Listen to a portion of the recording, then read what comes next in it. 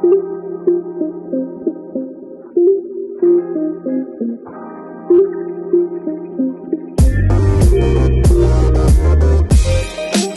is up, and welcome to the latest edition of the Bruin Bible. I am so lucky to be joined by 247Sports Sun Devil source Chris Karpman in the building to do a Pac-12 kind of preview of the top 6 teams within the conference. These are the 6 teams I feel like have the biggest chance to take home the Pac-12 championship this year. We're going to run through those teams. We're going to pick an offensive and defensive player of the year, maybe do some over-under prop bets. But this is the first time I've interacted with Chris, so I've got to ask him a question. When I was looking for people to get on the podcast, Chris was very receptive, was able to come on. But his pinned tweet is a tweet about Herm Edwards throwing a water bottle at him in a press conference. I got to hear the end of the story, man. What happened with that? Yeah, we were in Vegas a few years ago now, and I was live tweeting the press conference from the Vegas Bowl. It was Fresno State and ASU, the coaches, and a couple players for each team were on there. And essentially what happened is, as I was, after I tweeted something, on my timeline, there was a video from ASU football that actually I had clicked on, and it started to play a really loud audio of one of the players, a safety on the team, started to literally shout in downtown Vegas. And it took about 2 seconds for me to get to the place where I could close it. And Herm Edwards is a pretty funny guy. He likes to mess around. We have a good relationship. So as I was doing that, I saw out of the corner of my eye, this water bottle is flying at me, and it hits me in the leg, and everybody starts cracking up. And not even close, easily the most embarrassing thing that's ever happened to me in a press conference in my career. But I think you just have to, roll with the punches, accept ownership and stuff like that. So until something better comes along, I got that pinned on my Twitter. Man, I mean, that's a pretty damn good story. I'll tell you what, though. I did stuff in the NBA just questioning coaches and players, and I got the other side of a Greg Popovich situation. That was the worst I've ever dealt with. So that was pretty bad right there. Well, let's get into it, man. You're the Devils guy. We got to start with ASU. UCLA Bruins fans, this is a podcast dedicated to the Bruins, but I myself am a former Sun Devil, went to Arizona State. You guys are looking pretty good this year, and I want to start with the offense. The kid Jaden Daniels going to be an upperclassman this year. We've kind of seen him grown up freshman, sophomore seasons. You guys are returning 4 of your 5 offensive linemen. Kind of give me what the feeling is in the building about what this offense can be like. Well, we saw last year that the run game is pretty potent, right? You have Rashad White and Diamante Traynum and really effectively 5 offensive line starters back, even though one of them didn't start last year. He started 2 years ago with Darius Henderson, who's going to be at left guard. So you got to figure that those guys are going to be really good, even though it was a 4-game sample size, smaller. They had a couple blowouts in there, right? The biggest question mark, and it seems maybe counterintuitive, is really how potent that they can be in their passing attack with Jaden Daniels and a young receiver core. They have a bunch of 4-star receivers, but none of them are really established or have proven much at all to this point. And Daniels has been really good at improvisation, making plays when he needs to. Fourth quarter, putting the team on his back and some game-winning drives. But as far as just being in the pocket and making plays with his arm, when it's not just on a home run pass to a Brandon Ayuk or a N'Keal Harry type of a player, which was a big advantage for him in his first couple of years, that hasn't been fully demonstrated yet. The tougher throws that you have to thread into zone coverage or against tight man and things of that nature. And the receivers are going up against a really great defense in camp this year, as you mentioned there, Will. Just the secondary is tremendous. And so from a watching practice standpoint, it's still kind of hard to gather exactly how capable they're going to be from a passing, receiving standpoint this year. Of course, Daniel is highly regarded coming out of high school, superstar recruit, looked really good as a freshman. Last year, pretty good first game against USC for the team, not so much the passing attack. Then they had a COVID disruption of a month, and UCLA was not a good game. And then they didn't even need to throw the ball against Arizona and Oregon State. So still a lot to be proven. It's the second year of Zach Hill's offense, the coordinator. They should be in a much better rhythm and have a lot of things going for them that are better than last year. But really, to me, it's the biggest question mark of their whole team right now. And you brought up Rachaad White. I mean, that's a number you look at. He averaged 10 yards a carry last year. Like, you're going through the stats, you're like, that's got to be a typo. And then you see the 42 carries, 420 yards. I mean, that is eye-popping numbers from Rachaad White on a limited sample size. He's going to be, I think the run game, like you said, is going to be the focal point of the offense, given the Lions coming back, given Jaden Daniels can extend plays outside the pocket, very similar to Dorian Thompson-Robinson and his ability to be a dual-threat quarterback. The receiving room, I followed the recruits that have come in there.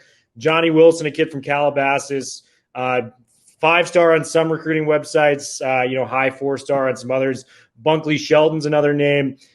If you were to kind of give out, who may be the top receiving threat for Jaden Daniels this year, I mean, you've been in these camp practices, who would you say would be the breakout receiver for Arizona State?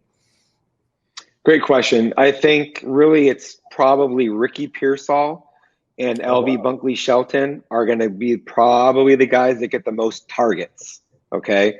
And those guys play in the slot, and it's an offense that's going to utilize that position quite heavily. When you get onto the perimeter, I think it's going to be more big play threats, maybe not as many high volume target situations. Johnny Wilson it has been either great or he hasn't done as well in some practices. And so there's a boom bust component to him that I think as he progresses and gets more experience will be more boom and less bust. But right now, I think he's still working his way into that. And then Brian Thompson was a Utah transfer who was a home run threat in Salt Lake City. And I think that he's adjusting to the scheme and sort of getting his sea legs underneath him and understanding everything in this offense. But eventually he should be a pretty good player as well. And they have the guy who sat out last year because of academics, Elijah Badger, has missed some practices recently as well. But he might be the most talented of the group in just a raw potential athleticism kind of standpoint, somewhat reminiscent actually of Brandon Ayuk in just the way he moves and everything. But he's not ready, I don't think, to make a big impact. So it's going to be a committee by committee type of a thing. And again, a question is, do they have that alpha move the chains guy that you can reliably go to in situations? I'm not sure that they do at this point. Elijah Badger, a highly level recruited receiver as well. So keep an eye out for him. This will be his first year after academic suspension. Moving to the defensive side of the ball, I think it's a fair assessment to say that they have the deepest secondary within the Pac-12. Both top corners returning, both lead safeties returning. All of them have at least 25 starts in their career, which I think is outstanding. Jack Jones, speaking of high-level recruits, committed to SC, was there for a little while now at Arizona State. Chase Lucas, the local kid from Chandler High School, he's been great. And then you kind of got just two guys on the back end that are, really good starters as well in the safety spots. Give me your assessment on the defense. I know Merlin Robertson is one of the better Pac-12 linebackers as well. I think this is the strongest unit, strongest defensive side ASU's had in quite some time. Yeah, I've rarely missed a practice since around 2005 at ASU that have been open to media. And this is, in my opinion, the most complete defense that they've had in that time. And keep in mind, they had early in that Todd Graham era, they had a really great defensive line, Will Sutton, Carl Bradford, Davon Coleman, and other guys that were quite good. And they had some secondary players in that era that were all conference guys. Asahan Irabor, Deveron Carr, Robert Nelson, Alden Darby, Demarius Randall was a star player at safety. And I would take this ASU defense over those defenses. So we're talking about a very high caliber potential. In fact, the first team offense didn't even complete a 15-plus yard pass in like the first 8 or 9 practices of team periods.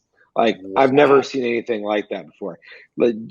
Chase Lucas and Jack Jones they're on a really high level. Like, they could be among the best corners in the country the way that they look right now. And they have a third corner, Tamarcus Davis, who is maybe even more athletic than either of them. It's hard to imagine, but he's a 40-plus inch vertical jump guy, sub-4 second short shuttle guy, and he's 6 foot and 180 pounds, jump out the gym, quick twitch. And they're going to play a lot of nickel with Davis on the field, joining those other two guys. And then on the back end, Evan Fields is one of their fastest players, despite being a safety. And in DeAndre Pierce, they have someone who started over 30 games in his career between Boise State and ASU. Extremely cerebral, smart guy. So back end is fantastic. Their front, even with the Jermaine Lole injury, which is very significant, I think will be among the best in the Pac-12 still, because Tyler Johnson's pass rush capability is tremendous. He was an all-conference guy last year. Looks really good right now. Trevez Moore is an LSU transfer who has been electric, actually, in camp. Like, they have had a hard time blocking him off the edge. And Michael Matus, who started last year at end, is one of the most improved guys that they have, I think, on their defense this year. DJ Davidson's a upper echelon nose tackle. And even though he hasn't played really, Omar Norman Lott was a highly regarded 4-star recruit who was among the top defensive line prospects in his class. Going into his second year, he's been one of the camp standouts. His pass rush capability from the 3 technique position is excellent. And so he will, in a shared role, along with Shannon Foreman, who's played a lot over 4 years, try to replace Lole. There'll be a step down there, but I think they'll still be really good. The linebackers, you mentioned Merlin Robertson. Honestly, I think that's the biggest question mark of this group is those guys, Darian Butler and Merlin Robertson. They've played a ton for 4 years, and Kyle Soley's a really good linebacker, but none of them are even honorable mention preseason all-conference guys. And I think that's because they've had great moments, and then they've had moments where they didn't look as good, like UCLA last year, for example.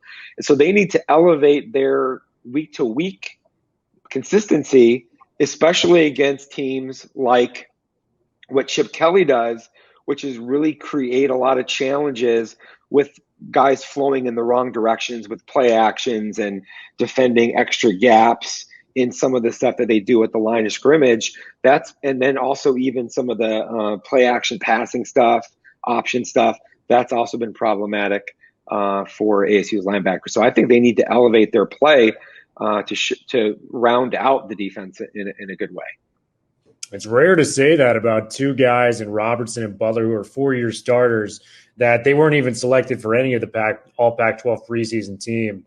You know, you go through every other conference, usually a guy is going to be mentioned in that group.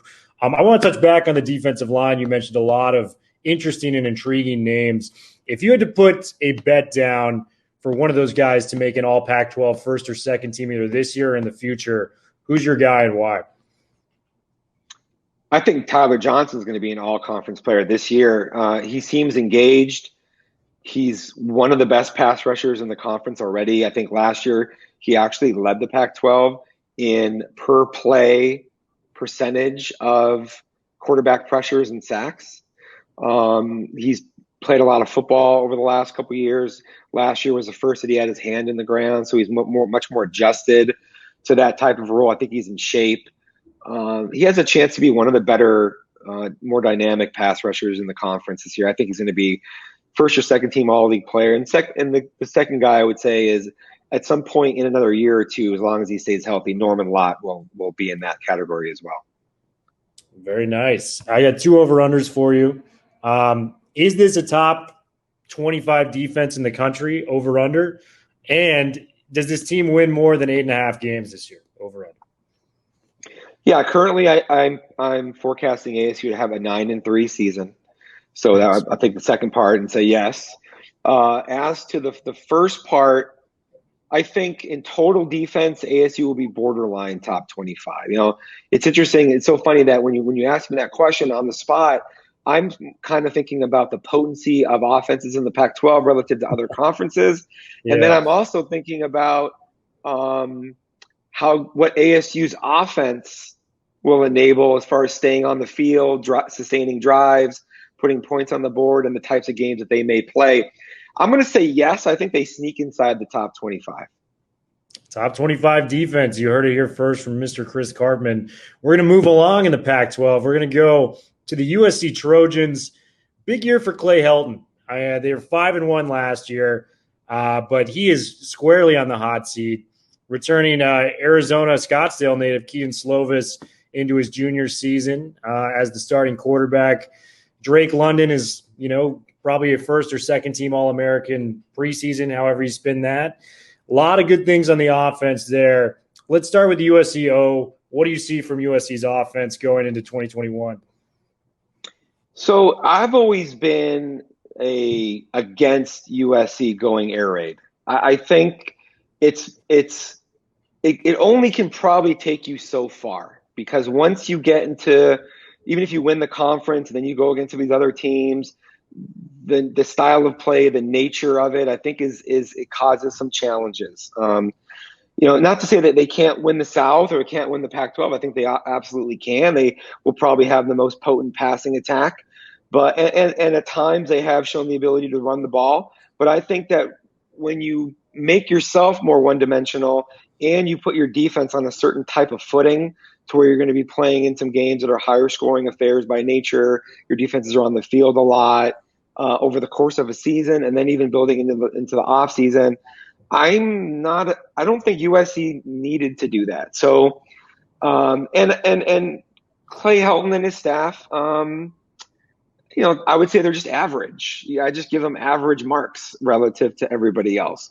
They tend to have better talent than most everybody, except for maybe Oregon or something, right? And they have not done as much with that as you would typically expect to be the case. Of course, Slovis is as likely as anybody to win the Offensive Player of the Year in the Pac-12. And I think, in Drake London, they have a superstar receiver who's going to be, phenomenal. But they always have great receivers, right? And so I don't know. I'm just overall, I'm still like, okay, I expect they're going to be a 9-win or 10-win season, but they should always be that pretty much, right?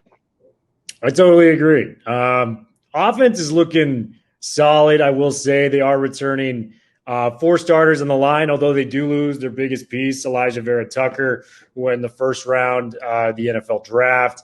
Their other option as receivers, a former 5-star, and Brew McCoy. This guy was making some plays last year. He's solid. And they returned both running backs, Stephen Carr. And forgive me if I mispronounce his name. It's Vavae Malepeal. Is that correct? Yeah, I think so. Pretty much, yeah. Yeah, it's a tough one to pronounce. But they also got a Texas transfer, Keontae Ingram. The offense is going to be good. I think where the worry comes in is the defensive side of the football. 6 starters return. I mean, Drake Jackson is a big name within this conference. They were able to get the number 1 recruit, Corey Foreman, who may see the field maybe a little early there. Give me your assessment on the defense for the Trojans. Well, look, again, Chris Steele on the back end, Isaiah Polamau. They have really good players. It's not, they got some of the best pass rushers. Yeah, it's not a talent issue. To me, it's more of a style of play and optimizing what you have. To me, that's always going to be the question mark with USC. They tend to lose a game that they shouldn't lose somewhere in their schedule. They tend to be in closer games than they should be a couple times in their schedule. And I just don't think, I think they'll have a great pass rush capability. Their linebacker play overall might be kind of average. I think in the secondary, they'll be improved probably even than last year. But again, I think they're going to put their defense into some difficult situations because of how much they're going to be on the field. It's probably going to look worse statistically than their talent is, or even that their capability is. And, at the end of the day, I think we're going to be in a super close Pac-12 battle going into the last week or two of the season in the South. I agree. Todd Orlando has got his work cut out for him on the defensive side of the ball there. Over under 8.5 wins. I'm going to give them the same as ASU. Yeah, I think they'll probably also win nine games is my guess. I think they're a squarely fit 9-3 team. We will move on to the North, we're going to hit the Oregon Ducks here. Oregon Ducks, Mario Cristobal's team out there in Eugene. They got some key returners. Anthony Brown, quarterback, transfer from Boston College, going to be coming in there. CJ Verdell's a 2-time 1,000-yard rusher. They return their top 3 receivers, Jalen Redd, Johnny Johnson, and Devin Williams. A lot of talent for the Ducks, too. I'd say your point about USC recruits probably the best in the Pac-12. Right behind them is the Oregon Ducks. Offense looks pretty solid for Oregon. What do you think?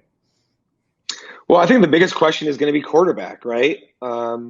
We don't exactly know what to expect there. They have a phenomenal freshman, actually from Phoenix. Arizona kid, Ty Thompson, who's I think he's going to be a superstar. Loved him in high school. Is he going to be ready right now? I don't know. We'll see. They have a transfer there who's a higher profile addition.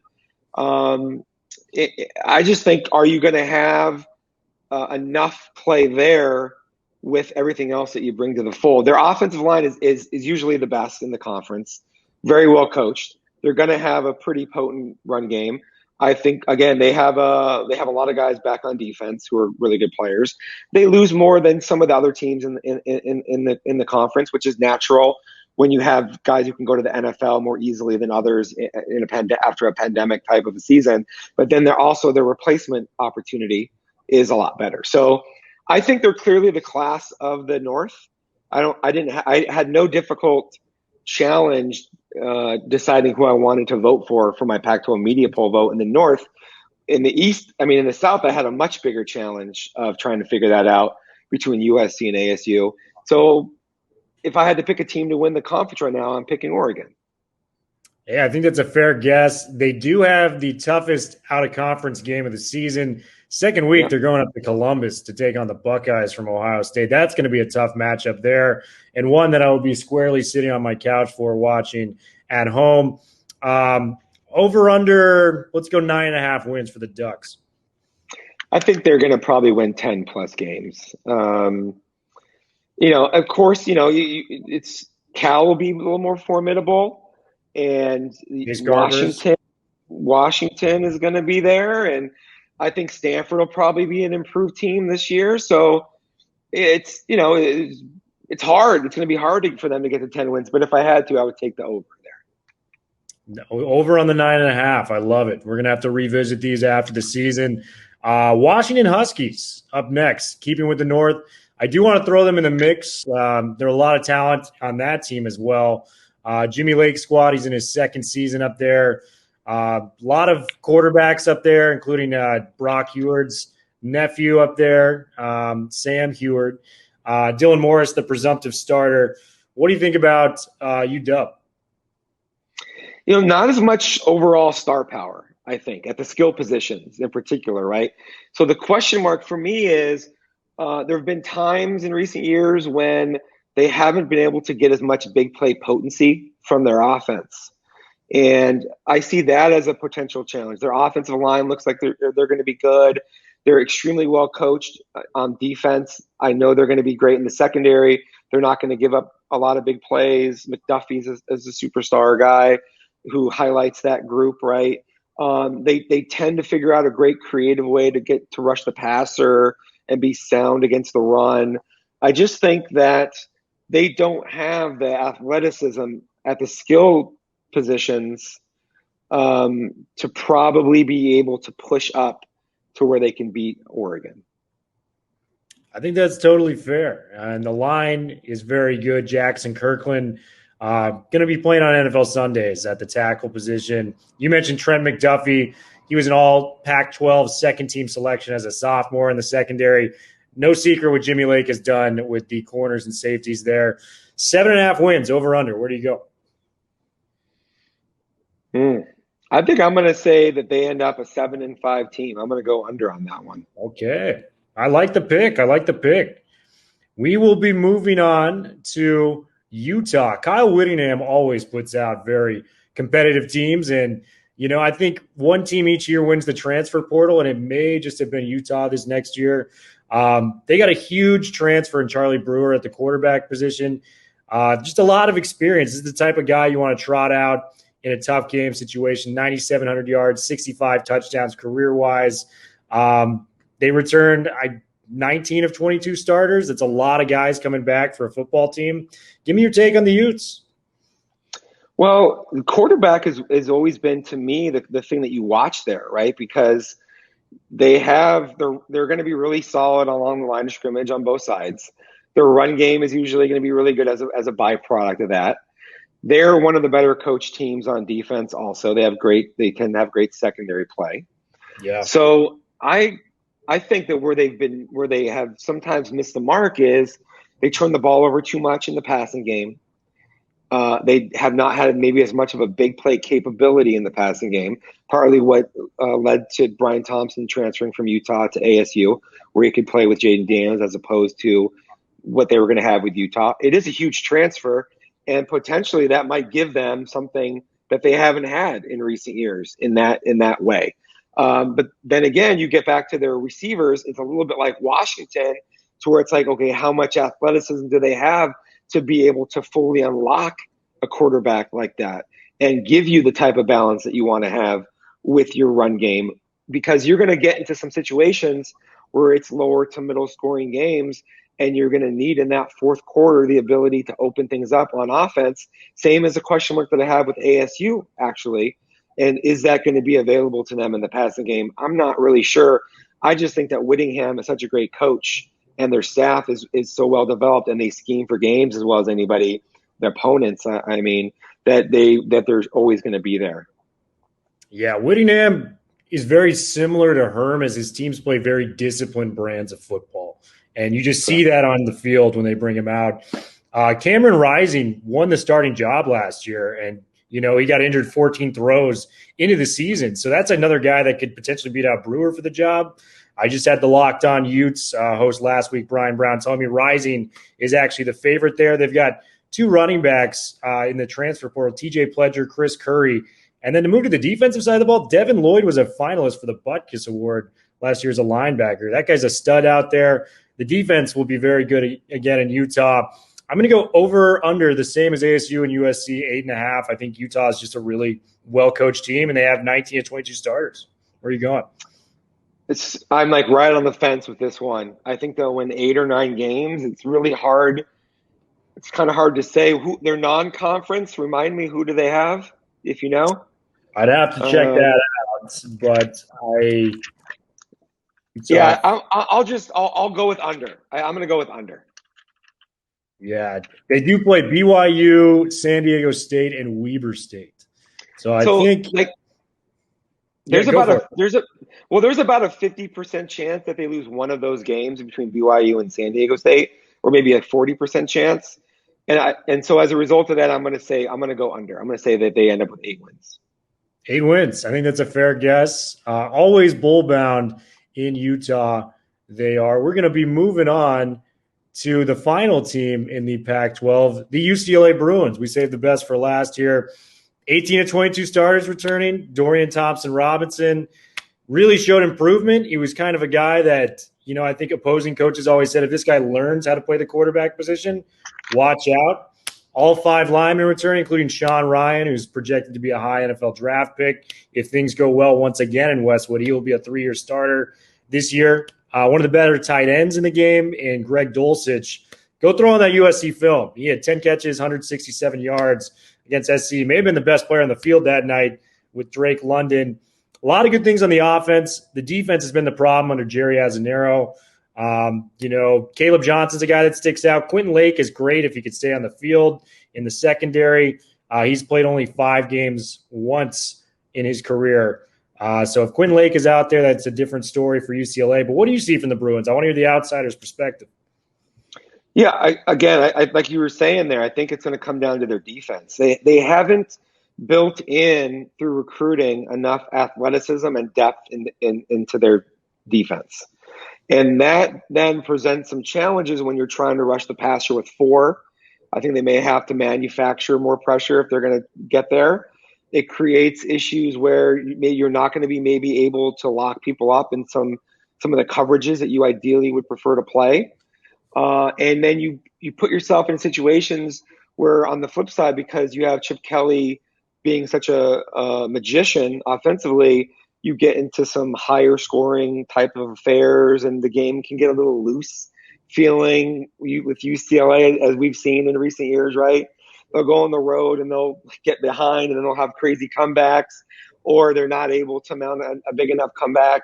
I just think that that's going to be the continuing thing that we see, because they haven't been able to get enough juice going to give them the talent that they need to be able to execute everything that they're trying to do on both sides of the field. And that's why I don't see them as being in the top 2 or 3 in the South. I just think that other teams are maybe not even better coached, but they have at least equivalent or more reliable quarterback play and better defensive play, especially the type of experience and talent that they have there. And speaking of hot seats, I mean, we talked about it with Clay Helton earlier. Both coaches in the Pac or LA area are on the hot seat. Chip Kelly's got to get to at least a bowl game this year, or it's likely his tenure at UCLA is over. Chris, you've been such an awesome guest. We're going to get you out of here, but I got to hear your offensive and defensive player of the year in the Pac-12 and who you're taking as the Pac-12 champion. I think you got to go with the odds-on favorites with Slovis and Thibodeau, right? I mean, you're going to get huge numbers of yards and touchdowns out of Slovis, and Thibodeau's going to be a next-level pass rusher. He's going to get a ton of sacks and tackles for loss and all of that. And also, it's the teams that you think are most likely to win will have the players that are most likely to win those awards. So I think Oregon beats USC probably in the Pac-12 title game. I think those are all fair guesses. Chris, thank you so much for coming on, my man. We'll have to do this again. Well, my pleasure. Anytime.